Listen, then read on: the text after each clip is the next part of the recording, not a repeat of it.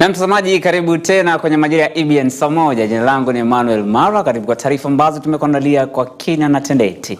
Na tukianza na taarifa mtazamaji ambayo tumeipea kipaumbele hii leo ni kwamba baada ya naibu rais Gachagua kubanduliwa na bunge la kitaifa hapo jana jioni, kikatiba amekuwa na nafasi tena kuelekea mahakamani kujitetea kuhusu kesi ya kubanduliwa kwake na mawakili wake. Haya yanajiri baada ya naibu wa rais Gachagua kutoa ushahidi wa kuweza kuwa na hatua hiyo ambayo ilikuwa akitaja kwamba haikuwa na msingi wowote wa kumbandua kama wabunge ama bunge la kitaifa kwa ujumla. Sasa chama cha mawakili kimeshinikiza kujumuishwa katika harakati ya mchakato wa kesi hiyo, ambapo mahakama kuu imeamuru kusikizwa kwa kesi hiyo. Because I think senior counsel has raised the critical questions of public importance. I will not repeat that. We just urge that if you be minded, and we urge you to do that, to certify this matter, you keep at the back of your mind the self-evident urgency of this matter,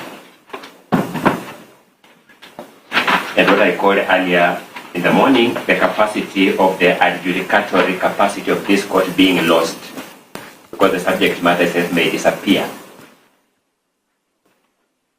In the circumstances, we'll need some consequential directions that the Deputy Registrar delivers the file to the Chief Justice before close of business today,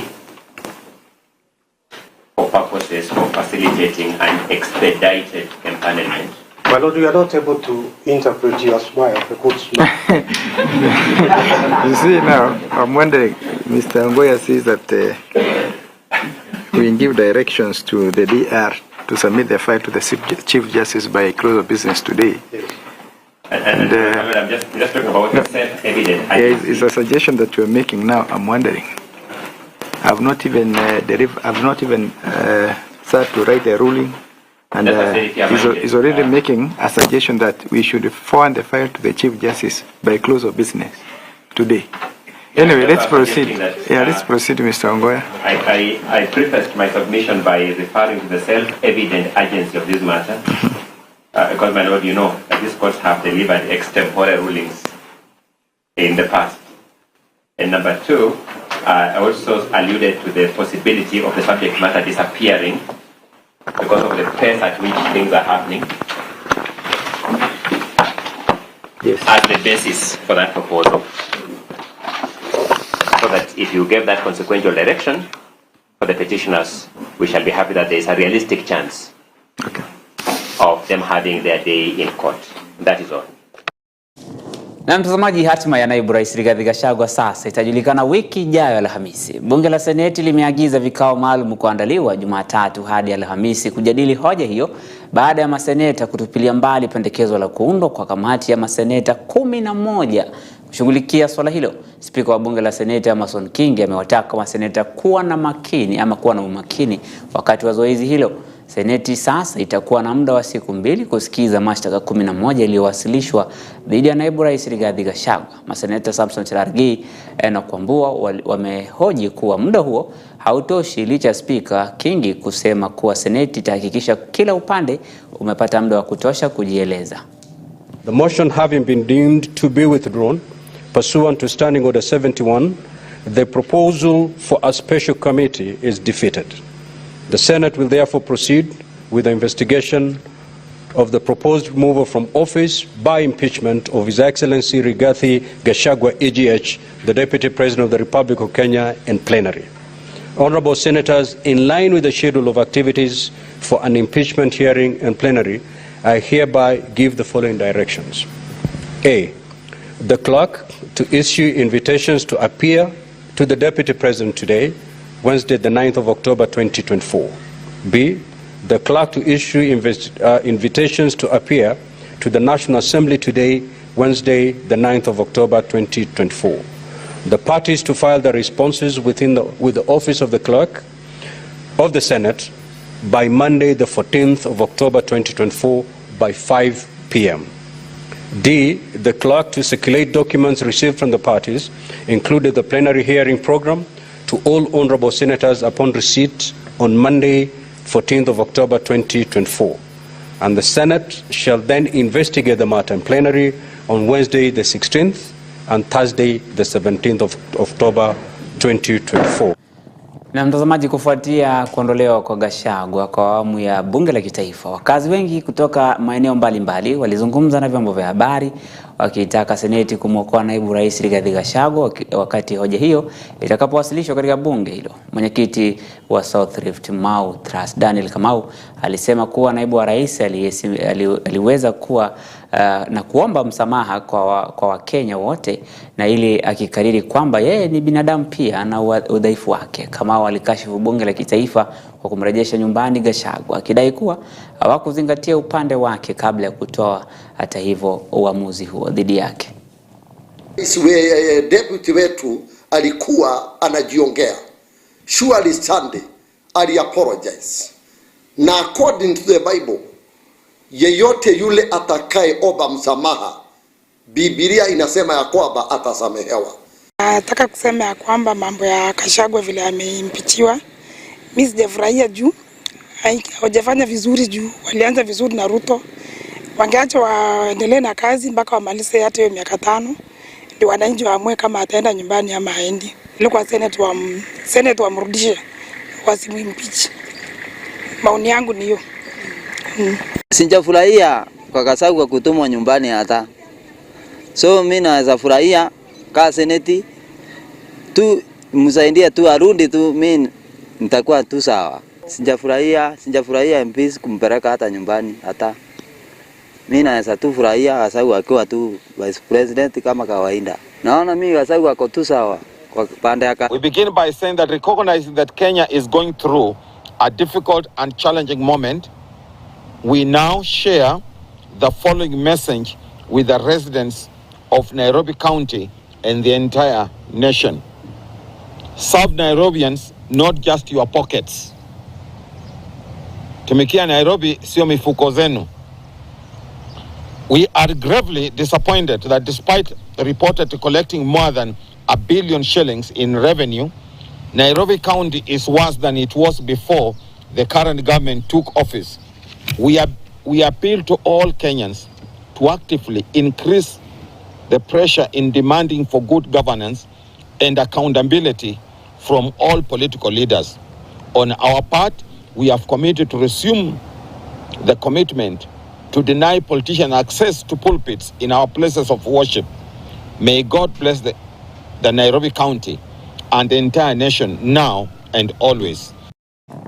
Na mtazamaji, katika taarifa ya Tanzania kwamba watu wawili wamepoteza maisha yao baada ya kugongwa na gari la polisi wa kitengo cha RDU lililodaiwa kuwa likiendeshwa kwa kasi katika eneo la Lit karibu na Lororo, Baringo ya Kusini. Ajali hiyo mtazamaji ilitokea baada ya gari hilo kugongana na pikipiki na kusababisha ajali ambayo iliwaua watu wawili. Hata hivyo, pamoja na hayo ilisababisha ajali ya kuwagonga wanyama waliokuwa karibu malishoni kupitia kwa uendesho kwa gari hiyo na kupelekea watu hao wawili kufariki pia papo hapo. Uchunguzi wa kina sasa kuhusu ajali hiyo umeanzishwa na maafisa wa polisi eneo hilo. Mimi nilikutana hiyo gari hapa junction.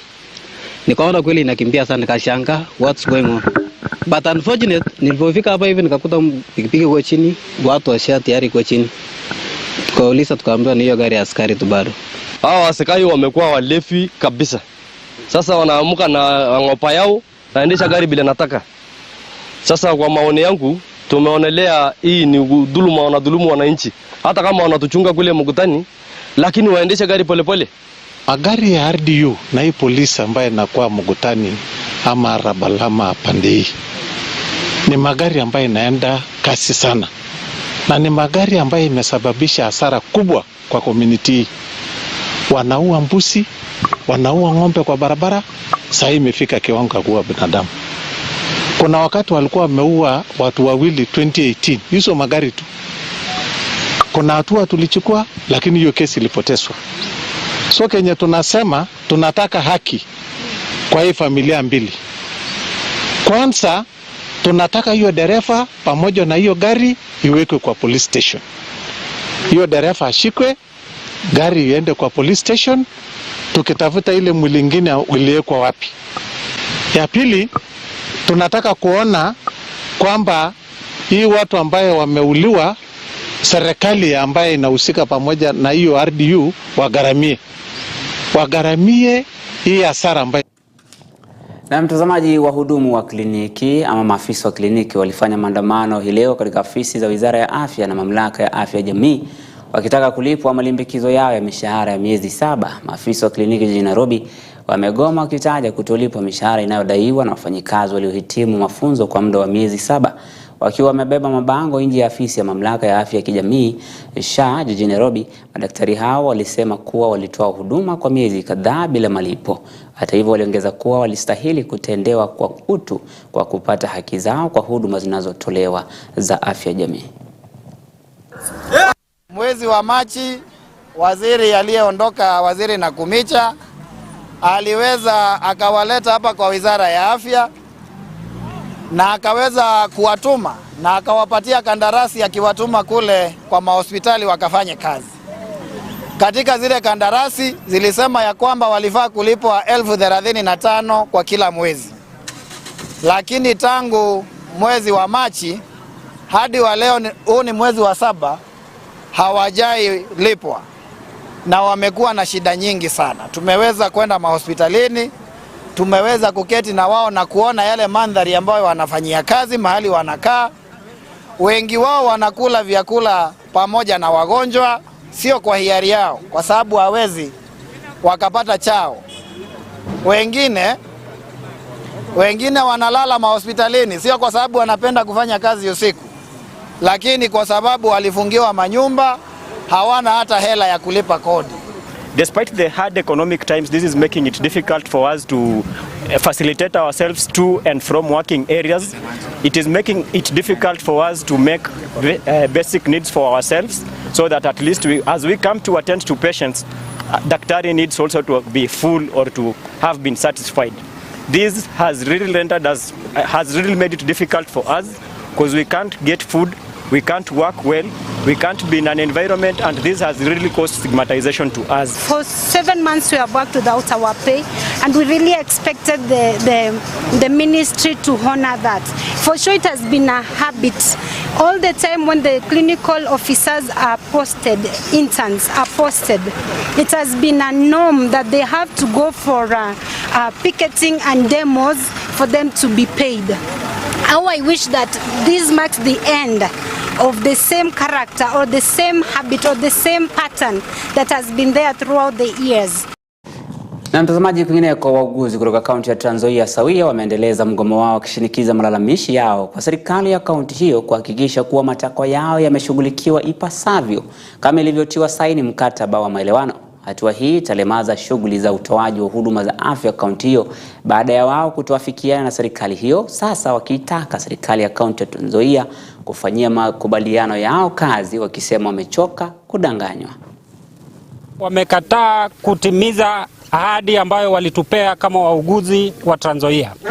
So we are saying the sole reason why we are here today, why the nurses have gone on strike, is the failure of the government to implement an agreement that we agreed in good faith.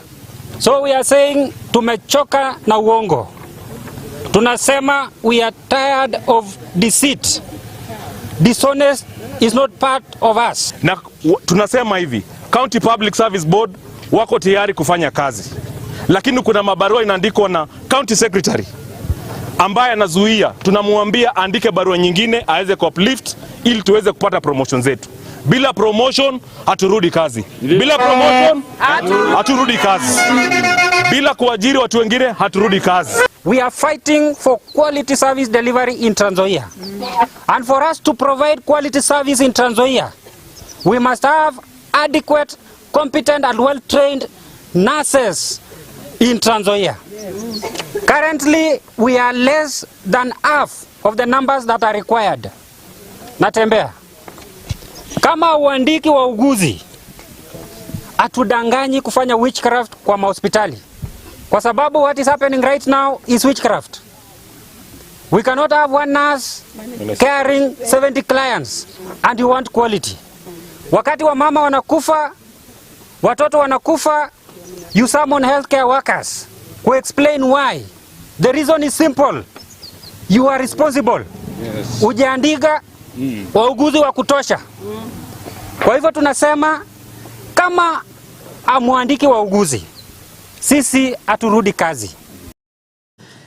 Na mtazamaji, mzee wa miaka 72 ameshtakiwa kwa madai ya kutaka kumua mkewe na watoto wake 4 kutokana na umiliki wa shamba la dhamani ya mamilioni ya pesa katika kaunti ya Nakuru. Akifikishwa mbele ya hakimu mkuu Wilson Rading katika mahakama ya Naivasha, Anthony Moya, jina lake, ambaye ndiye mshukiwa mkuu, anasemekana kuwakodi watu wawili waliohongwa kutekeleza uhalifu huo na kulipwa shilingi milioni 2. Hata hivyo, baada ya kupokea shilingi milioni 1.7, watu hao walienda kumjulisha mkewe kuhusu mpango huo. Moya alishtakiwa pamoja na rafiki yake Charles Muraya kwa kula njama ya mauaji. Mahakama pia imetoa hati ya kukamatwa kwa washukiwa wengine wawili.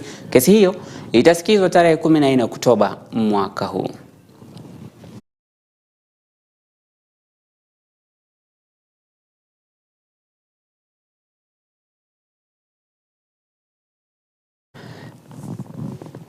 Na mtazamaji, taarifa itakukujia mwendo saa 3 kikamilifu, itakuwa ikiandaliwa kwa ripoti kamili.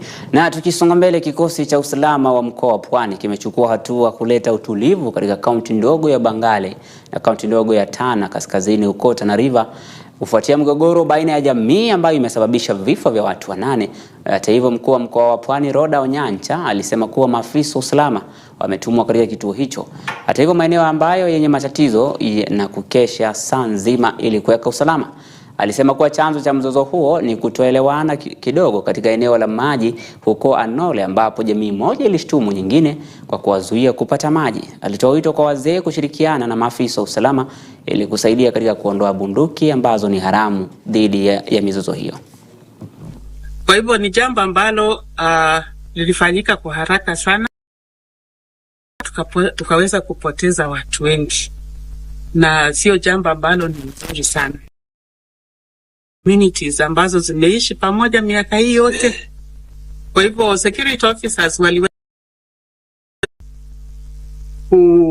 kuhakikisha kwamba wameelekea maeneo ya mzozo haraka sana, na pia wakaweza kutuliza. Tunajaribu kuona ni vipi waweze kuongea, tuweze kuendelea na tuweze kutatua mizozo ile tunayo.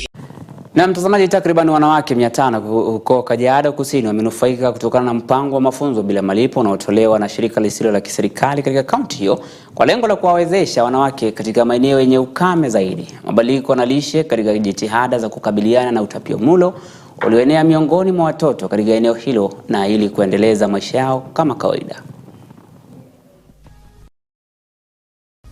Wamekuwa kufanya table banking, wako na kitu inaitwa Green Movement Group.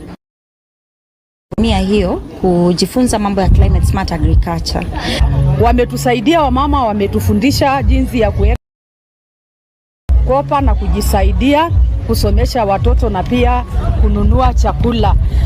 Tukifanya merry ground kina ajiezi, tukifanya hiyo merry ground, mtu anachukua anauza naye sukari ama mafuta kidogo ya petroli kufanya na wengine.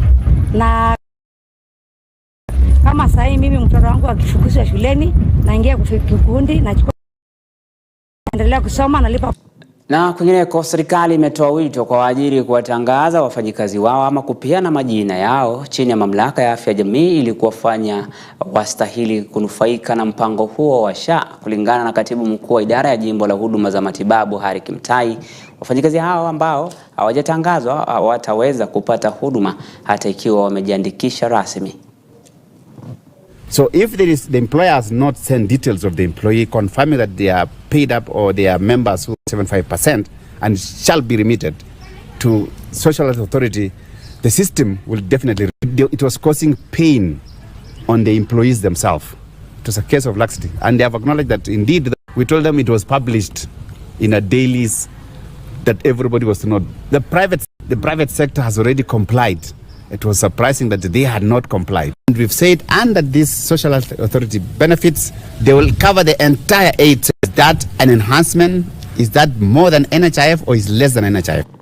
Na katibu wa baraza la waziri la utumishi wa umma na maendeleo ya rasilimali Justin Muturi alifanya ziara yake ya kwanza katika huduma ya kitaifa ya vijana NYS. Katika matamshi yake wakati wa hafla hiyo ambayo alihutubia iliyofanyika katika makao makuu huko Ruaraka, Nairobi.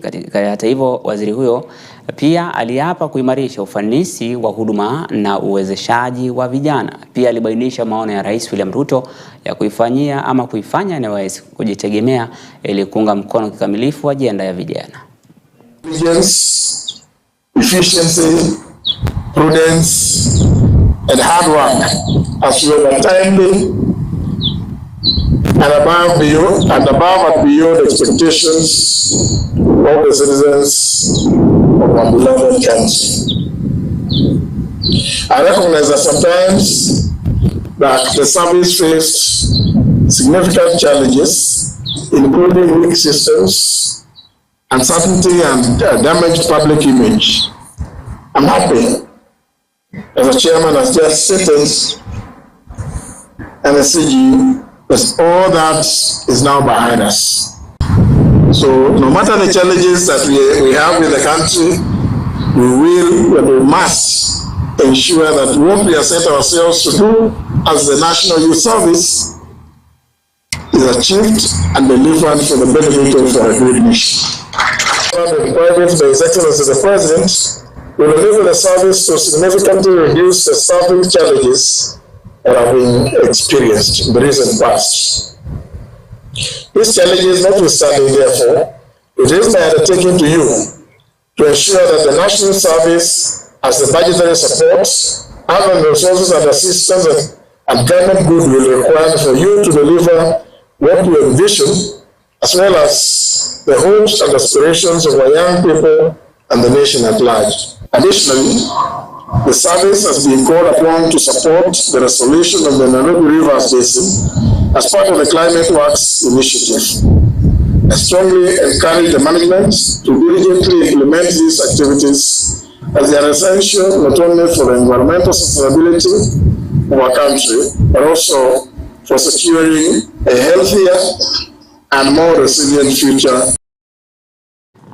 Mtazamaji, serikali inapanga kupanua mpango wa lishe shuleni kufikia wanafunzi milioni 10 mwaka 2030. Kulingana na katibu Belio Kipsang wa elimu, serikali kwa sasa inatoa chakula kwa wanafunzi milioni 3 katika kaunti 34 humu nchini. This has been running since 1980 and it has successfully supported so many young people to, one, as a pull factor to go to school and therefore increased access.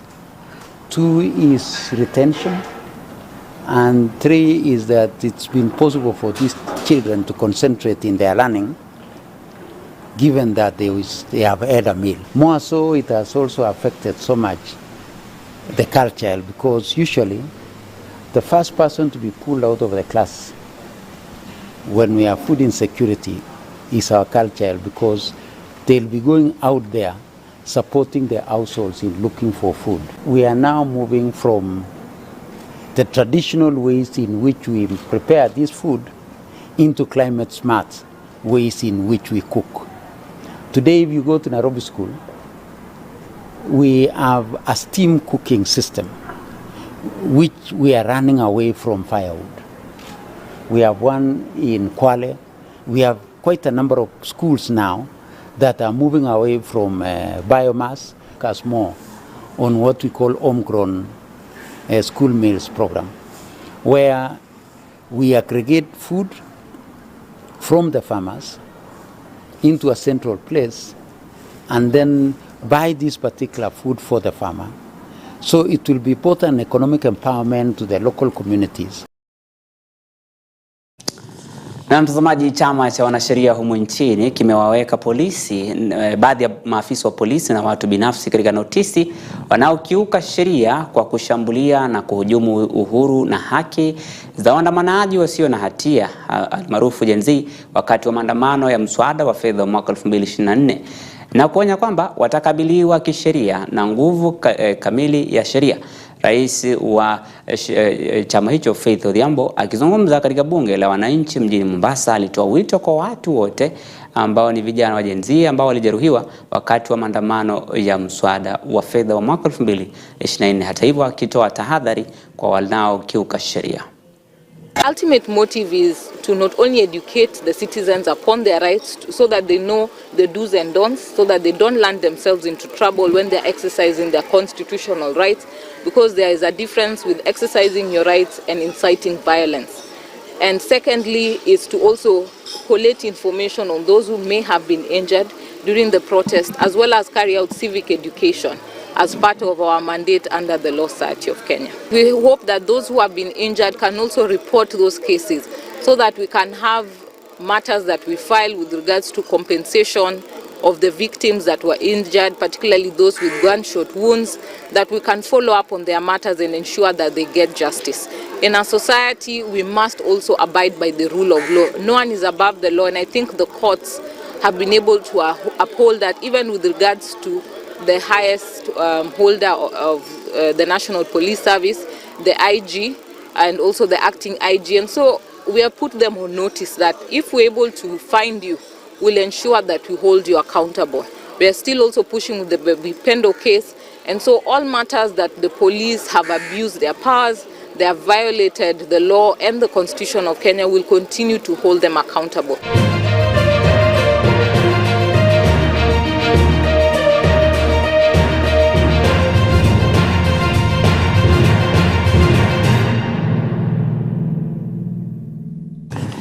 Na mtazamaji, katika michezo, makala ya 5 ya kipute cha waziri mjini Webuye kimezinduliwa hii leo, ambapo jumla ya timu 24 zinatarajiwa kucheza za wanaume na 4 za wanawake zimethibitisha kushiriki mchezo wa soka. Hata hivyo, Duncan Koba anatuarifu zaidi, ambaye amekuwa nyanjani kwenye michezo.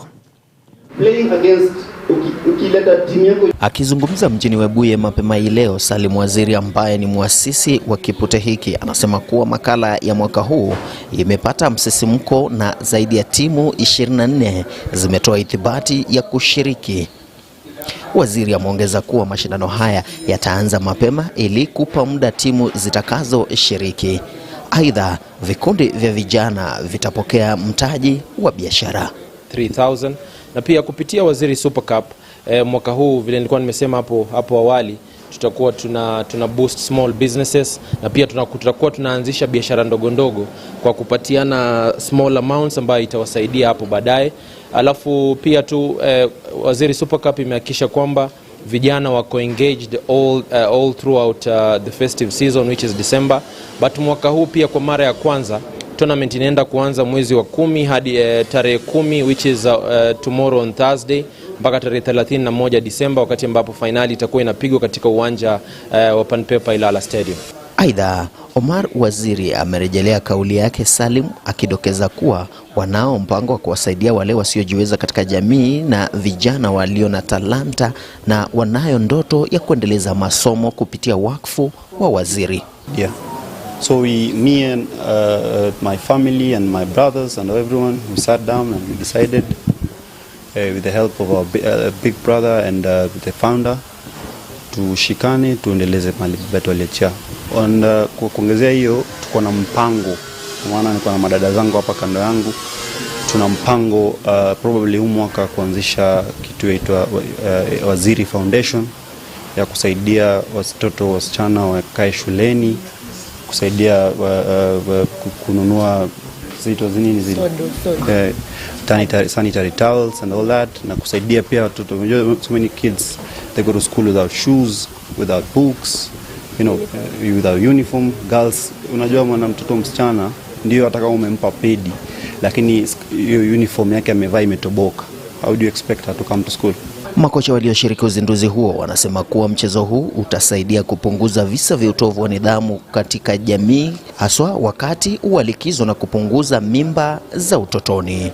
Kupunguza matumizi ya mihadarati, imepunguza mimba za mapema kwa wasichana wetu, na pia idleness pia imetoweka katika hali ambayo ni nzuri. Tunaomba tu kwamba waziri aendelee hivyo ili tuendelee kukaa pamoja katika miezi ya likizo na vipaji vya vijana wetu viendelee kunawiri. Pia tunaomba ya kwamba Mungu afungulie waziri, atupe vitu zaidi ili wasichana wetu waweze kuwajibika. Wanapokuwa wanacheza mpira wanaepuka na vitu vingi sana. Timu ya wasichana huku si nyingi sana. Naomba tuwalete wasichana wengi ili tuweze kucheza mpira na tuweze kujikimu kwa maisha. Duncan Kuba, majira ya EBN michezo kutoka mjini Webuye, kaunti ya Bungoma.